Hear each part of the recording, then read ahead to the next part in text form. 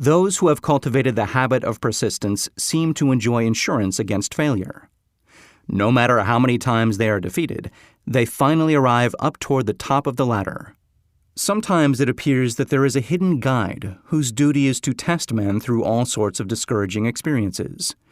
Those who pick themselves up after defeat and keep on trying arrive, and the world cries, "Bravo! I knew you could do it."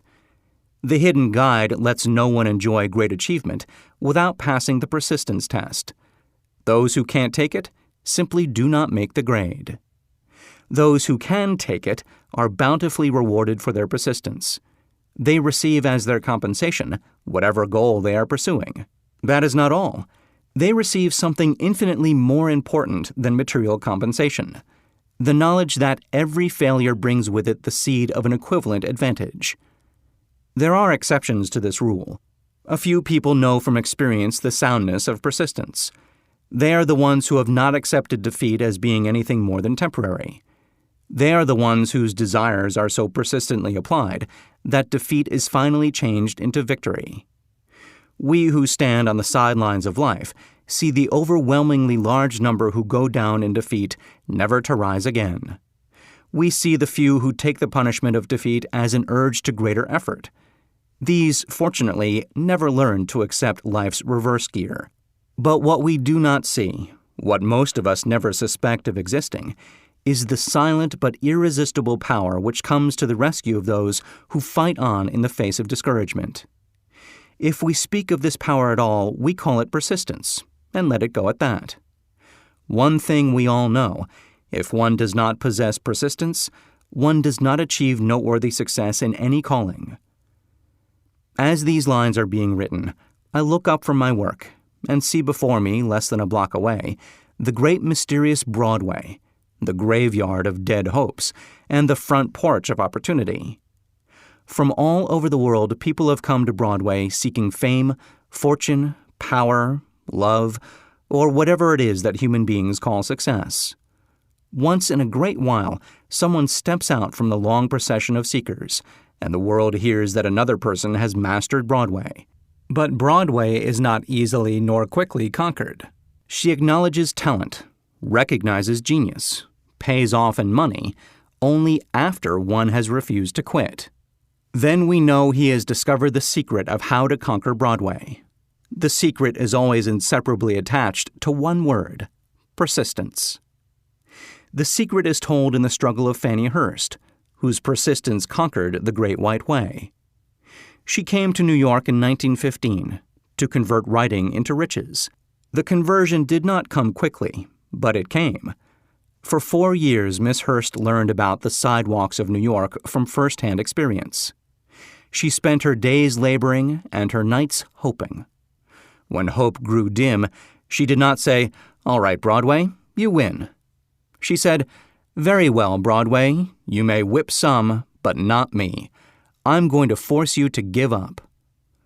One publisher, the Saturday Evening Post, sent her 36 rejection slips before she broke the ice and got a story across. The average writer, like the average in other walks of life, would have given up the job when the first rejection slip came. She pounded the pavements for 4 years to the tune of the publisher's no, because she was determined to win. Then came the payoff. The spell had been broken. The unseen guide had tested Fannie Hurst, and she could take it. From that time on, publishers made a beaten path to her door.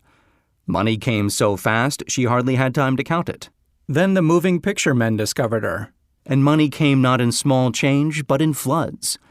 The moving picture rights to her latest novel, Great Laughter, brought $100,000, said to be the highest price ever paid for a story before publication. Her royalties from the sale of the book probably will run much more. Briefly, you have a description of what persistence is capable of achieving. Fannie Hurst is no exception. Wherever men and women accumulate great riches, you may be sure they first acquired persistence. Broadway will give any beggar a cup of coffee and a sandwich, but it demands persistence of those who go after the big stakes. Kate Smith will say amen when she reads this. For years, she sang without money and without price before any microphone she could reach. Broadway said to her, "Come and get it if you can take it." She did take it, until one happy day Broadway got tired and said, "What's the use? You don't know when you're whipped, so name your price and go to work in earnest." Miss Smith named her price. It was plenty. Away up in figures so high that 1 week's salary is far more than most people make in a whole year. Verily, it pays to be persistent. And here is an encouraging statement which carries with it a suggestion of great significance.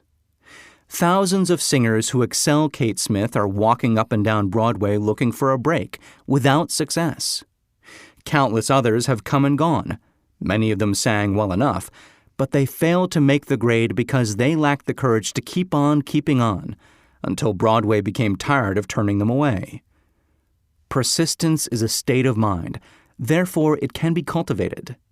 Like all states of mind, persistence is based upon definite causes, among them these.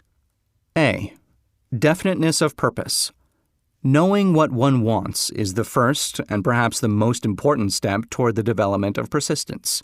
A strong motive forces one to surmount many difficulties. B. Desire. It is comparatively easy to acquire and to maintain persistence in pursuing the object of intense desire. C. Self-reliance. Belief in one's ability to carry out a plan encourages one to follow the plan through with persistence. Self-reliance can be developed through the principle described in the chapter on autosuggestion. D. Definiteness of plans. Organized plans, even though they may be weak and entirely impractical, encourage persistence. E. Accurate knowledge. Knowing that one's plans are sound, based upon experience or observation, encourages persistence. Guessing instead of knowing destroys persistence. F. Cooperation. Sympathy, understanding, and harmonious cooperation with others tend to develop persistence. G. Willpower. The habit of concentrating one's thoughts upon the building of plans for the attainment of a definite purpose leads to persistence. H. Habit. Persistence is the direct result of habit.